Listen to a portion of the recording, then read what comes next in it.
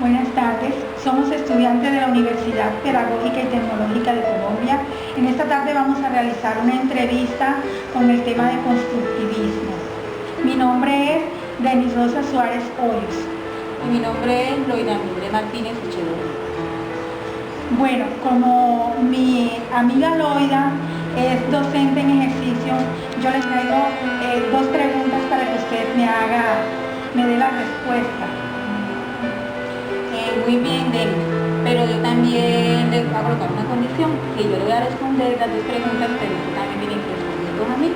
Bueno, con mucho gusto, y aquí enriquecemos nuestros conocimientos.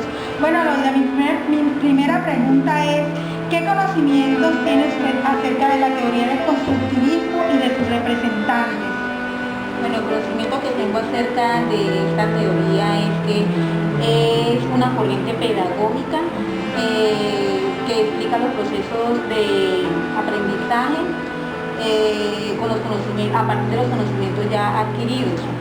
¿Qué quiere decir esto? Que el conocimiento no es una copia de la realidad, sino que es una construcción del ser humano. Con respecto a los personajes que participaron en esta teoría, tenemos entre ellos los más importantes son Piaget, que nos plantea acerca del constructivismo genético, lo que quiere decir que es explicado en el desarrollo cognitivo. También tenemos a Vygotsky, que nos habla del constructivismo social, que es donde destaca el elemento social en el aprendizaje. El elemento social en el aprendizaje es de cada persona.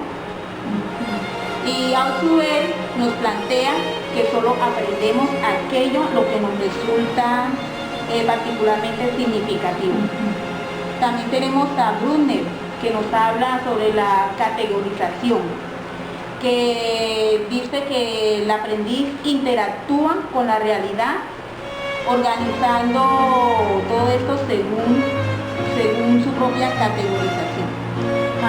¡Qué bien! O sea que yo puedo entender que la construcción del aprendizaje se da cuando el objeto interactúa con el sujeto, y ahí podríamos aplicar la teoría de Piaget. Y cuando éste lo hace interactuando en lo social, podríamos decir que ahí entra la teoría de Vygotsky. Y cuando resulta verdaderamente significativo para nosotros, ahí estaríamos aplicando la teoría de Althusser.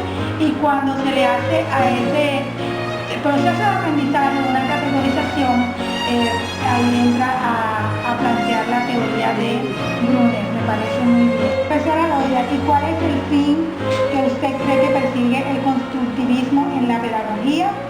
Bueno, el fin es que el alumno construya su propio aprendizaje teniendo como base el pensar para lograr aprendizajes significativos, donde las experiencias y los conocimientos previos son la clave para lograr mejores resultados.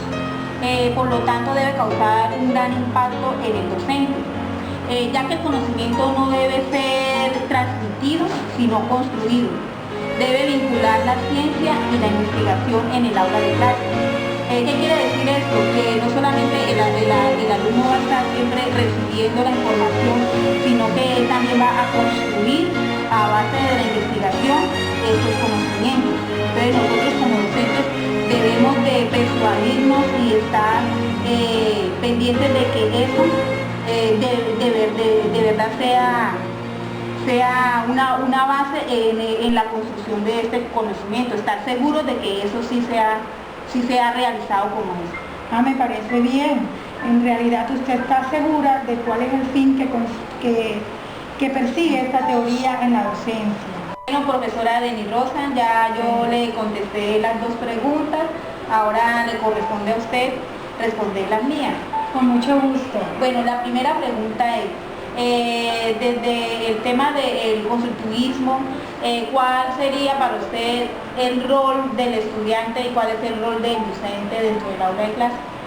Bueno, para mí el rol del docente es muy importante en este proceso, ya que el docente se debe convertir en un mediador entre el conocimiento y el aprendizaje. El docente debe ser un orientador en este proceso, debe ser promotor de aprendizajes significativos. Debe ser una persona reflexiva, investigativa, creativa, no debe dar conocimientos unidireccionales, debe respetar la opinión de sus alumnos, debe tener buena relación con ellos, pero también debe ejercitar en ellos, debe impulsar en ellos la autonomía, debe utilizar elementos que los estudiantes puedan manipular y puedan explorar, debe desafiarlos a ser personas razonables y reflexivas. En cuanto a los estudiantes, el rol del estudiante también es importante y ellos deben tener una alta dosis de motivación, deben ser personas investigativas y deben ser autónomos, debe ser un estudiante activo. En esta teoría la pasividad no tiene cabida. El estudiante debe darle mucha importancia a la guía del docente y debe sobre todo aplicar todos los conocimientos a la realidad. El estudiante aquí es responsable de su propio aprendizaje y aprende por interacción con los estímulos que se le presenten. En realidad el estudiante cumple un papel importante en este proceso y debe cumplirlo a cabalidad para que el proceso se dé también de una manera positiva y exitosa. Muy bien, entonces acá tenemos bien claro cuál es el rol tanto del docente como del estudiante, ¿me entienden? La segunda pregunta consiste en la educación actual. O sea, ¿qué piensa usted cómo podría ser aplicada esta teoría del constructivismo en la educación? Bueno, profesora Loida, podríamos decir que el constructivismo es una corriente de moda aplicada a la educación, pero en la realidad es una práctica difícil porque no todas las escuelas que tenemos aquí en el país cuentan con las mismas garantías. Hay escuelas muy variadas, escuelas que tienen muchos elementos, hay otras que carecen de todo tipo de elementos, sobre todo en las escuelas de educación media y de primaria. Esto impide que algunos procesos no se den en la forma como se deberían dar.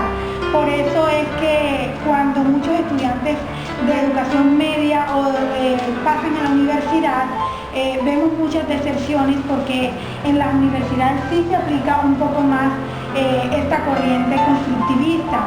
Por eso nosotros estamos creando y nos gustaría que se creara una generación de docentes actualizados, porque nosotros como docentes estamos llamados a hacer la diferencia, a construir sociedades productivas de conocimiento, productoras de conocimiento y no sociedades repetidoras de conocimiento.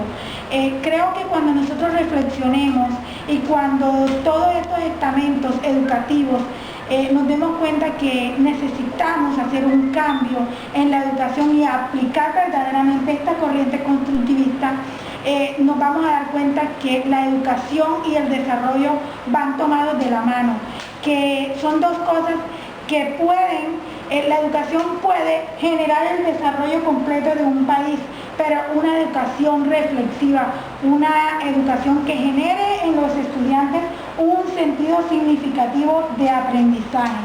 Y con esto quiero hacer un llamado a todos los docentes que me escuchen por este medio, a que reflexionemos y nos convirtamos en personas críticas, reflexivas y constructoras de conocimiento, mediadoras entre los alumnos y sus procesos de aprendizaje.